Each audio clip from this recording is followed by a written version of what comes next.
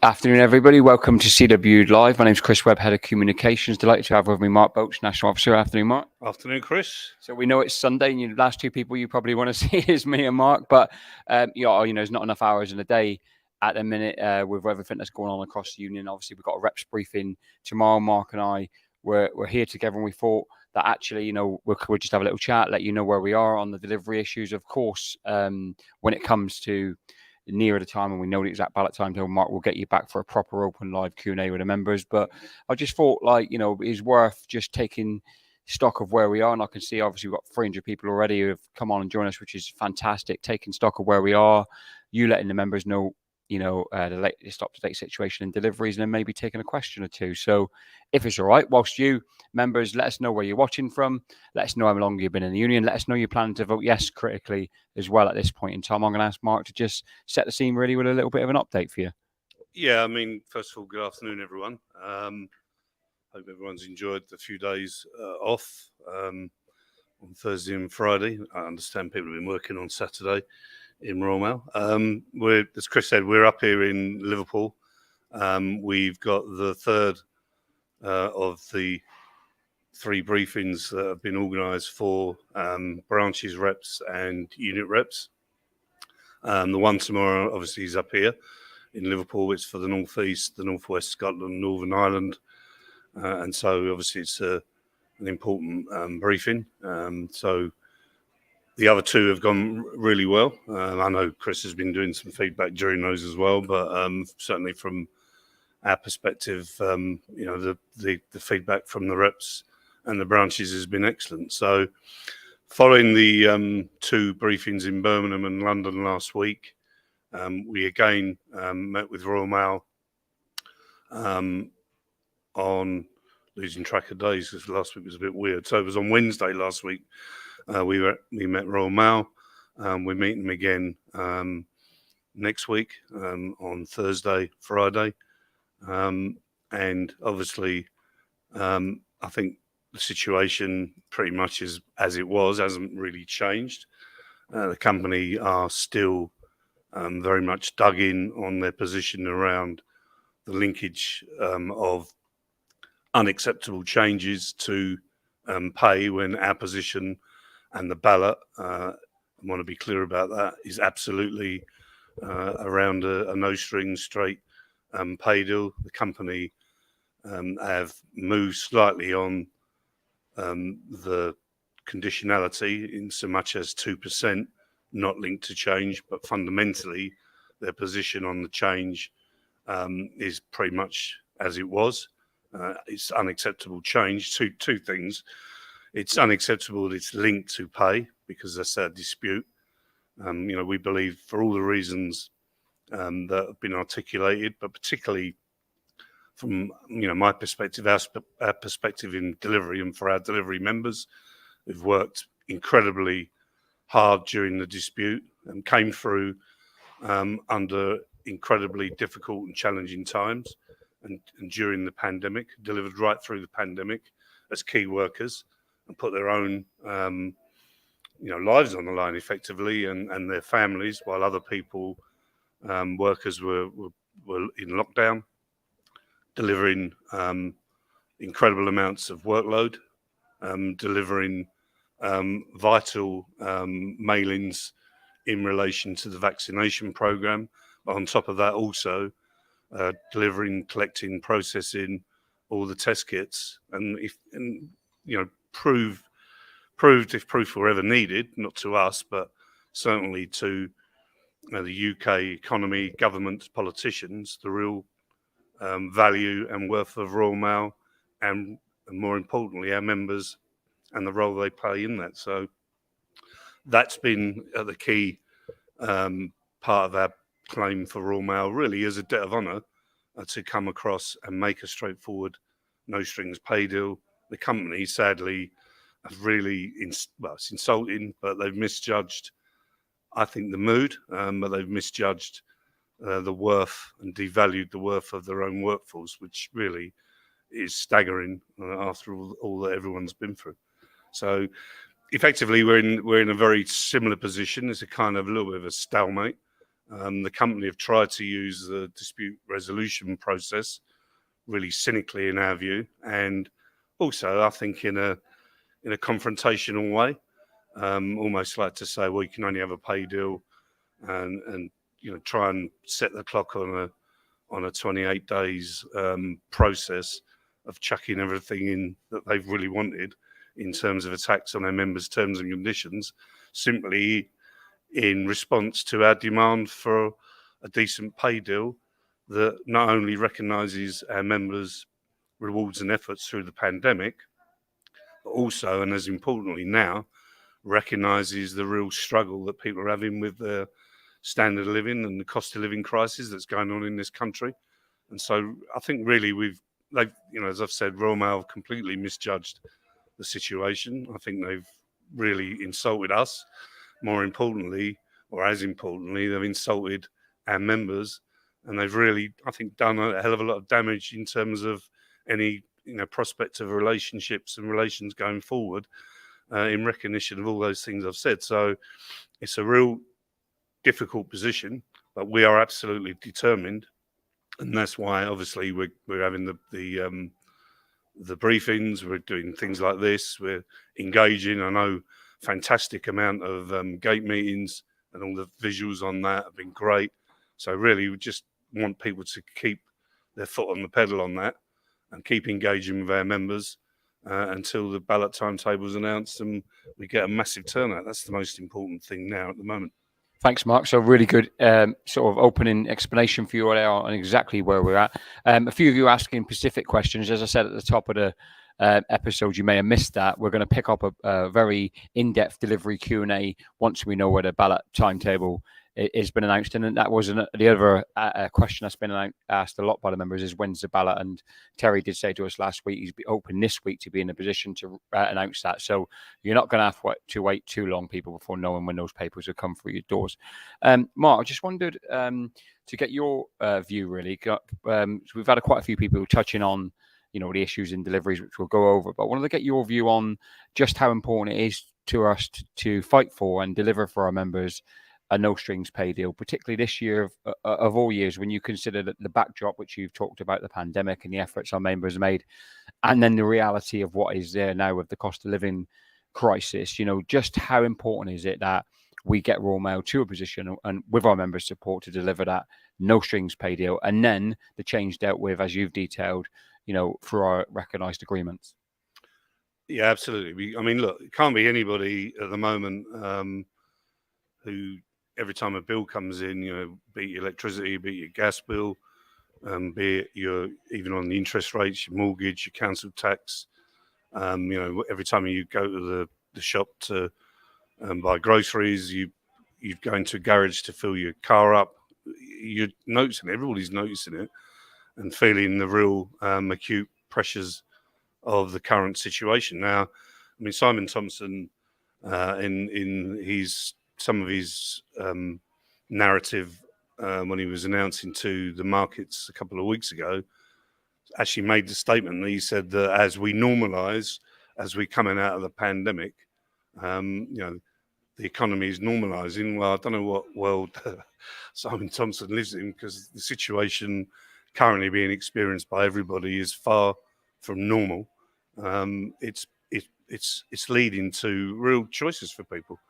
People are having to make choices between whether they feed themselves or their children, whether they put their heating on, whether they sit in the cold, and whether they make other lifestyle decisions that affect their life. And that's being driven through the extreme pressures on the cost of living. Now, Royal Mail are saying that they can't afford, they're meeting some headwinds using their vernacular, and the volumes have dropped. And they, of course, as a company, are also being met with increased costs themselves. We understand that. But also what we would ask Royal Mail to do is to take a longer term view. We simply think that they have reacted, they've panicked, and they're taking it out on the workforce. Incidentally, they haven't taken that decision when it's come to paying out shareholders' dividends. They've actually chosen to pay over and above what they had to do. They made those choices. So when they made those choices to reward shareholders with additional dividend payments. I'm no expert on how the market works in terms of the company, the market analysis, and all the rest of it. But the plain fact of the matter is, when they were left with a choice between rewarding the workforce and recognising the workforce for their fantastic efforts during the pandemic, and also recognising the fact that everyone is facing a cost of living crisis at the moment, and our members particularly are at the forefront of that, they took a decision to prioritise shareholders' dividends over the workforce. That's the reality. That's their choice. They're making it out now as if that's kind of like a byproduct. It's not a byproduct. It's a decision that they took and they made, and they made it wrongly. So look, we absolutely understand, and that's why we wrote to the company very early in the new year. I think it was February time, around, because the pay deal currently ran out, or the previous pathway to change element on pay ran out on March the 31st. So effectively, the new pay date for our members in Royal Mail was the 1st of April. So we wrote to the company well in advance of that, twofold. First of all, we wanted a quick resolution on pay, and it to be not linked to any change, and that to be dealt with quickly. And so, because we were alive to, you could see where the economy was going. You could see even before the war in Ukraine, the landscape that was going to be before us. And so we were very quick as a trade union to get in front of that. It was the company who stalled on making an offer. It's a company that's linked to all the unacceptable changes. On the changes themselves, look, we've got processes and agreements, the Pathway to Change agreement, the Guiding Principles, the Four Pillars agreement, are all live agreements. They've all got various commitments within them that enable us to deal with some of the changes that they have now put on the table linked to pay. And we're saying divorce those two issues, straightforward pay deal. That's what our members are being balloted on. We will talk to you about those other issues because we're duty bound to do that in line with our agreement and our agreements, but not in an inflammatory way, in the way that you're trying to do at the moment. Twofold: one linking pay to that change, but secondly, using the dispute resolution process, as I've said, in a really cynical way and in an inflammatory way as well, just to try and push forward some of the unacceptable changes that Royal Mail want to bring about. So it's not an acceptable position, which is why we're now asking our members to support us in the yes vote. Thank you, Mark. Excellent. I wanted you touched on a few things that actually brought out some of my questions I want to ask you. One is in and around the company's communications and messaging, if you like. You talked a little bit about that. And obviously, clearly, I mean, you've touched on this in your opening comments and said, like, the meetings have been fantastic. The images, particularly in delivery offices, your area, have been absolutely outstanding, haven't they? As they have been right across the union.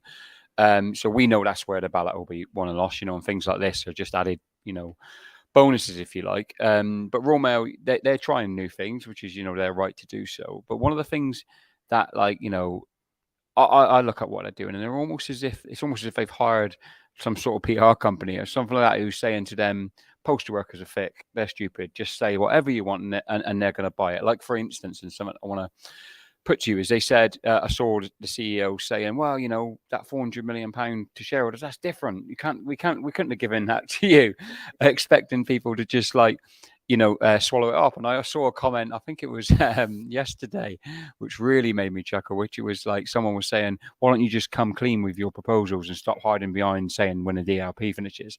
And the CEO said, I wish we could too, because I think you're going to like some of them. And I just think, what would your view on this sort of, because obviously the members aren't in the negotiations, they're seeing that. That's the CEO of the company. They're not expecting spin or waffle. They want the truth. So some members might look at that and go, well, actually, is he telling the truth? Because why would the CEO or what other senior managers, not just the CEO, why would other senior people be not telling us the truth? What would your view on their, their spin, propaganda, messaging, whatever it be, thus far? I'm trying to keep it clean. Yeah, it's Sunday. It's Sunday afternoon. I'll try and keep it clean. Well, I just think it's nonsense. I mean, the CEO wants to play all sorts of games. I mean, I don't go on that workplace. I'm an employee of the union. I'm not an employee of Royal Mail any longer, so I don't have access to Royal Mail's communication tool. And the latest one is Workplace. But I mean, I look, people screenshot stuff and send it to you, and I see some of the absurd things that Simon chooses to say, and I can only surmise that this has been done for effect and for some sort of gain. Look, I mean, I suppose it always comes down to a matter of choices, doesn't it? Who do you believe? Who do you believe? An organisation in which you pay into, which has your best interest at heart, which is the trade union, and has demonstrated over a number of years, over successive agreements that we deliver, and we deliver decent pay deals, we deliver good terms and conditions, or do you believe a CEO who's, with the greatest respect, even I think the average lifespan of a CEO is probably 2 years, maybe 3 at the most, and who has a different vested interest. Let me tell you, I don't want to get. We'll have a separate session talk in detail, maybe, on the changes themselves that Royal Mail put on the table. I'm keen and conscious, though, to keep stressing that the ballot is very much about a no strings pay deal, because we don't want to. Obviously, the other thing that the company are prone to do is try and use the very difficult and constrained legislation in this country around employment law, plus balloting, etc., to try and trip us up. So we need to be very clear that the ballot that you're going to be asked to support the union in is in pursuit of a no-string, straightforward pay deal.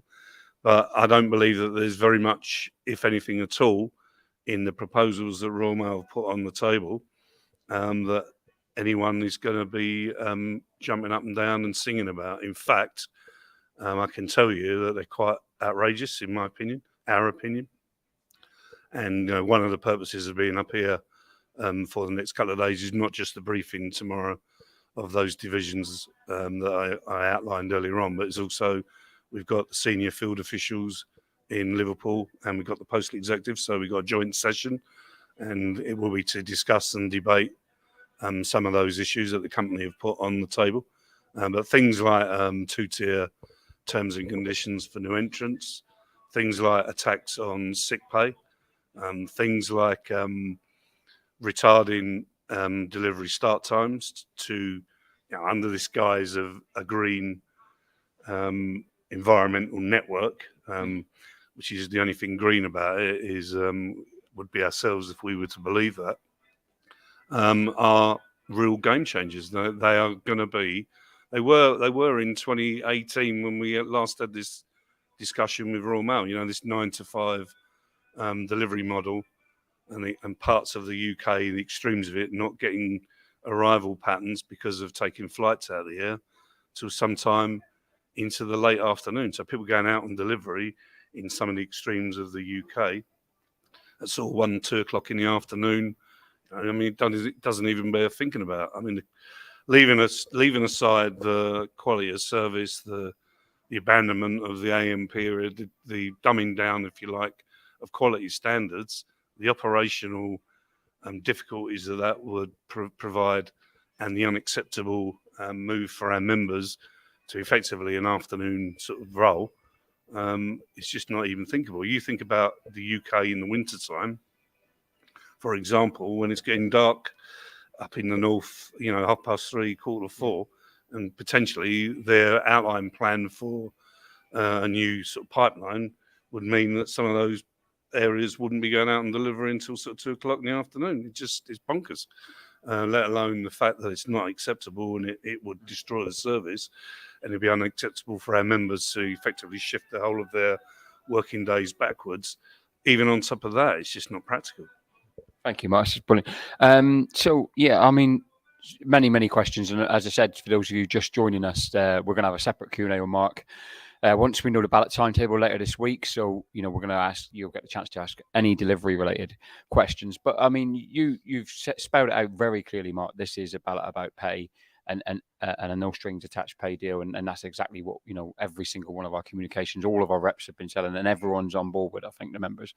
But the other thing about it, which strikes us as well, clearly strikes the members, is when it comes to Royal Mail almost trying to hijack that message and say, like, here's a load of proposals, they haven't been as quick to discuss that sort of change with the union prior to this period. Like, for example, management this morning were all over some delivery offices and putting it all over workplace, trying to get the Sundays going and discussions around that. But I know they haven't been that speedy to get into discussions with you in line with our national agreement. Yet all of a sudden, we're slowing things down. We're the problem. It just, it makes you smile, but it is actually serious stuff, isn't it? It's serious stuff, but it actually gets me really angry because, right, let's dissect a couple of issues. On Sundays, it was the union that pushed Sunday delivery. You wouldn't think that now, looking at some of the narrative from the company. It's almost as if we're, like you say, Chris, the inference is that the union's some sort of drag on the company and they can't do this and they can't. That's not true. We launched Sundays.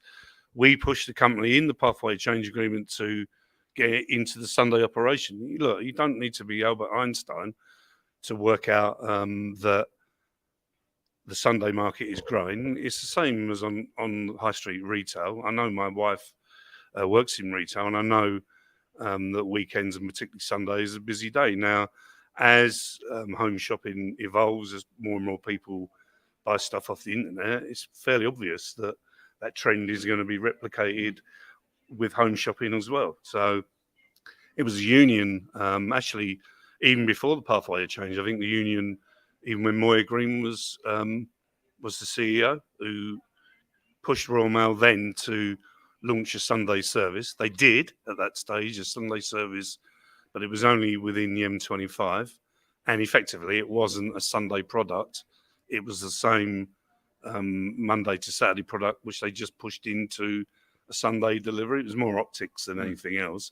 So obviously that model that did was deliver work, put it into an operational model that used to deliver it in 6 days and push it into a 7th day and just increase the cost of delivering it on that 7th day. So it doesn't once again take the brains of a genius to work out. That wasn't going to be a cost-effective model. So we continue to push the company within the pathway to change agreement, and they signed up to getting Sundays launched. We were instrumental in that.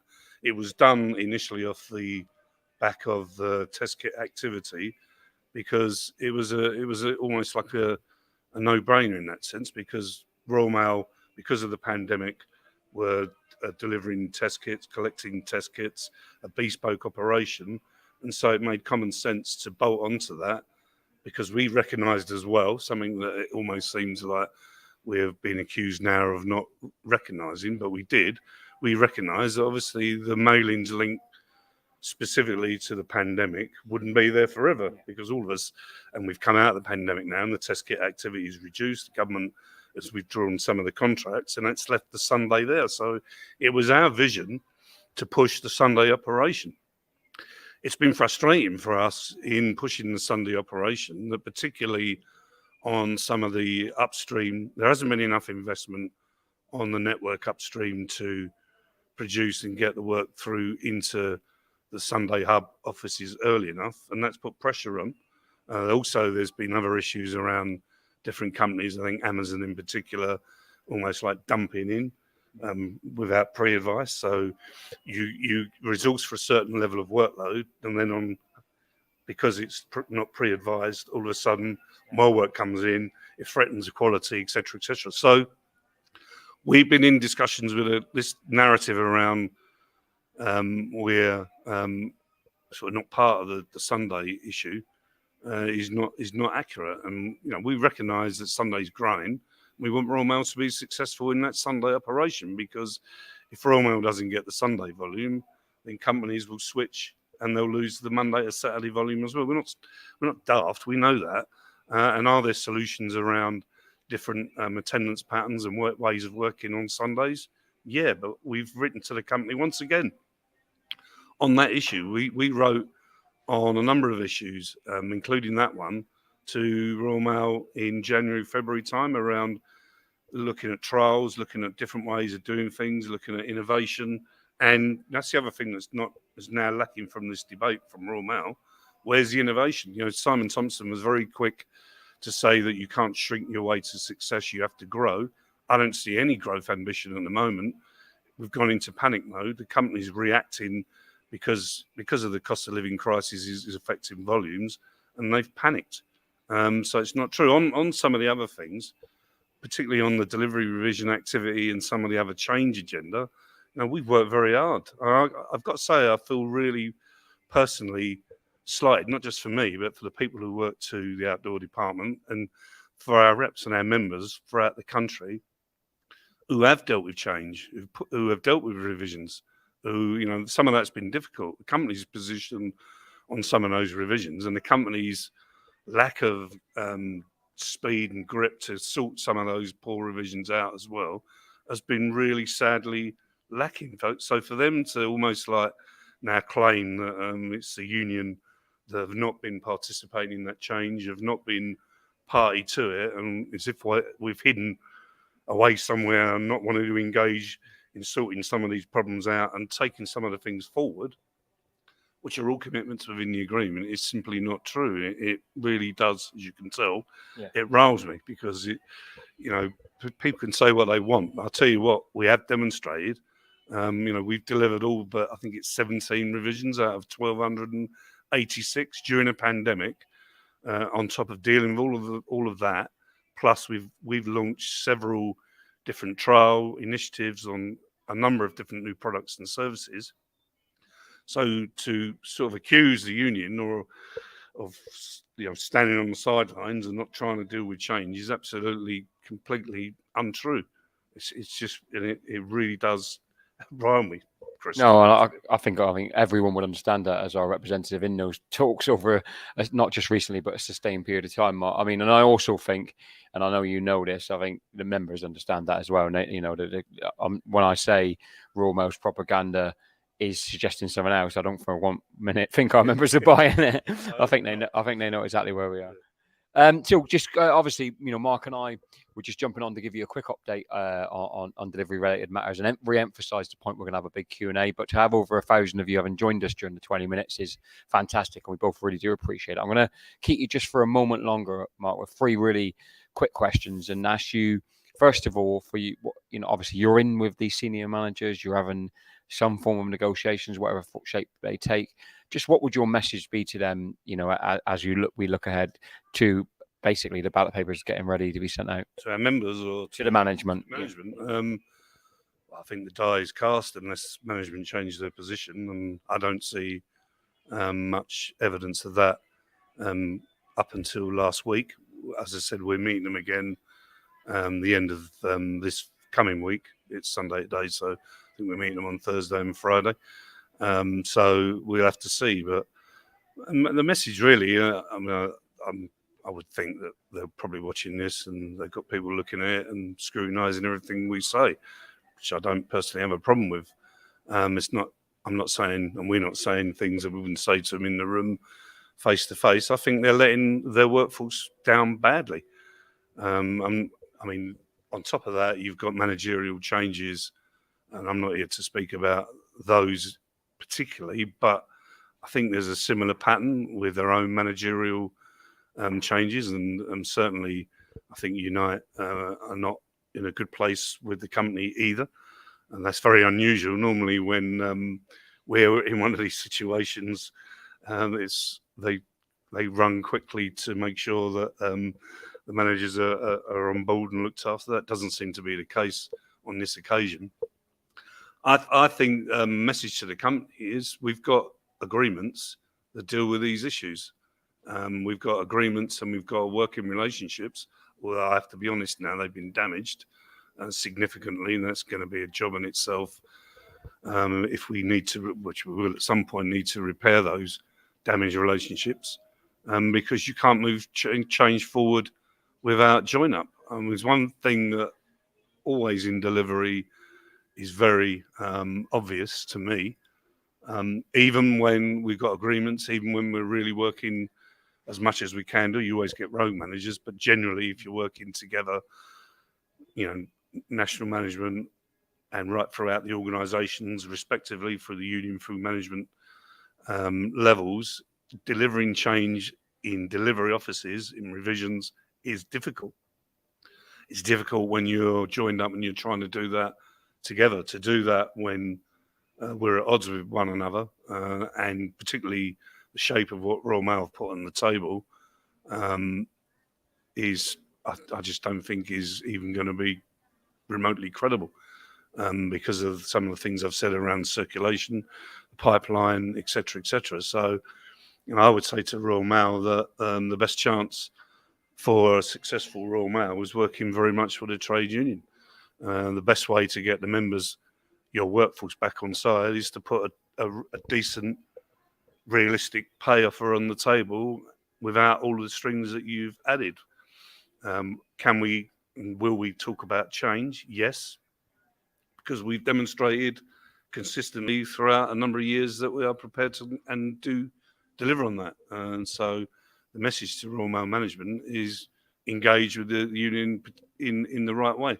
The way they've chosen to do it, using the dispute resolution process, which is almost like setting a clock just to have some sort of phony exchange on what are very complicated proposals, particularly on the pipeline and some of the things that they're talking about, and then to honestly, realistically expect that after like a 28-day period, you're going to come out of that with either an agreement or a distilled down position around where you disagree is just not realistic. It's nonsense. So at the moment, they've not been serious. Their position, I don't know who's come up with that, whether that's the board or whether that's CEO, but whoever has come up with their position needs to go and rethink it. They've lost the dressing room, they've lost the workforce, they've lost the relationship with us to deliver change. So I don't think they're in a very good place.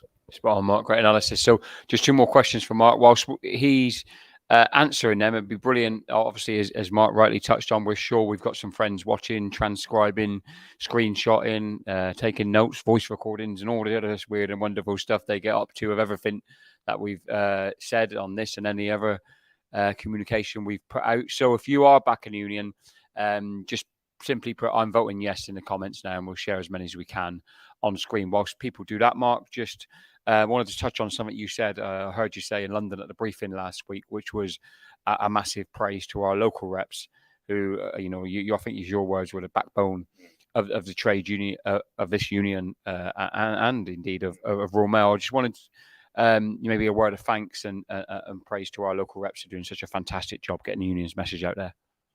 Yeah, absolutely. Look, I mean, I've stood in, I walked in those shoes some years ago now, I have to be honest, and I know that it is the most difficult job, and I know what it's like. You get it in both ears, you get it from the management, you get it from the members when you come in the morning, and not all of our members are, have challenge and have conversations with you in the way that they should do. And I know how tough and difficult that is. So I've got nothing but praise for our local reps. And Chris has said, unquestionably, our local reps are the backbone of our trade union and all trade unions, particularly ours, because I think our union is exclusive to some degree in our structure, in the fact that we have local reps in every workplace, or certainly we've got a place for local rep. I know we've got vacancies in some units, and area reps pick some of those vacant positions up. But it is unique. Other unions don't have that. Other unions maybe have a regional or an area sort of convener, and they don't see a local rep, and they have very little contact with their local reps on a day-to-day basis.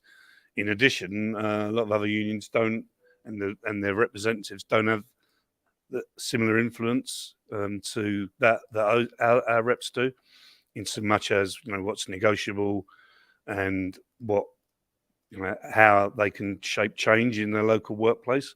So we're really privileged in that respect, but we're only privileged because of the people who volunteer, and it is a voluntary role. I want our lay members to remember that when they've got issues with their local reps. Might not always agree with each other, but it's a tough job.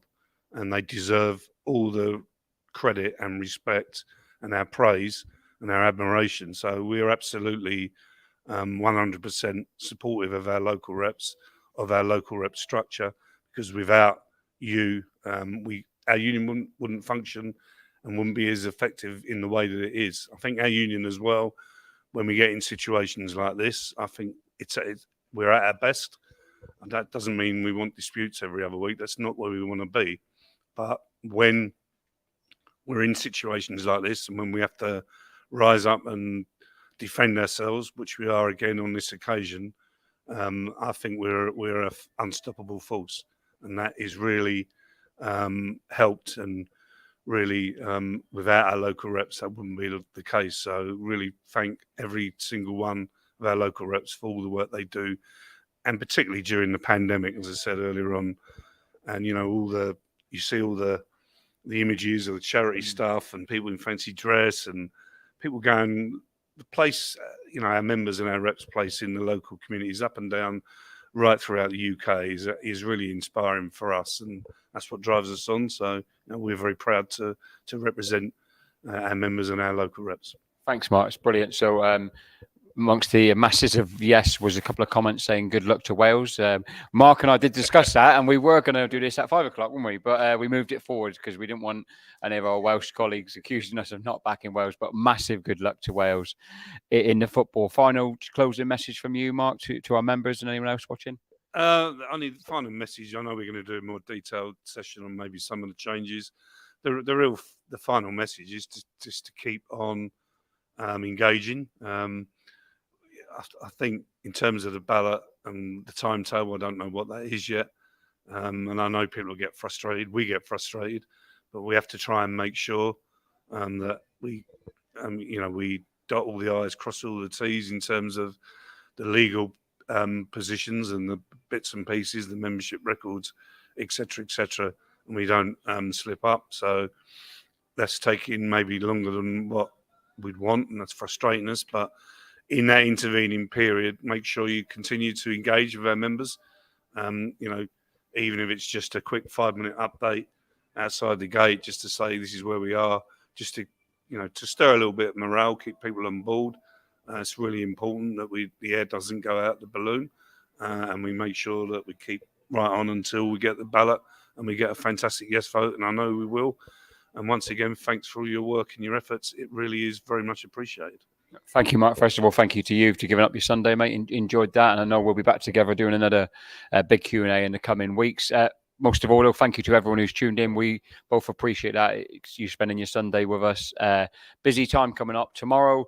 If you're an EE member, join us 8 o'clock for a big EE live. We've got BT Group 7 o'clock Wednesday evening, and we've got Open Reach 7 o'clock Thursday evening, in amongst a mass of other communications. Keep sharing, keep liking, keep being with your union. Take it easy, everyone.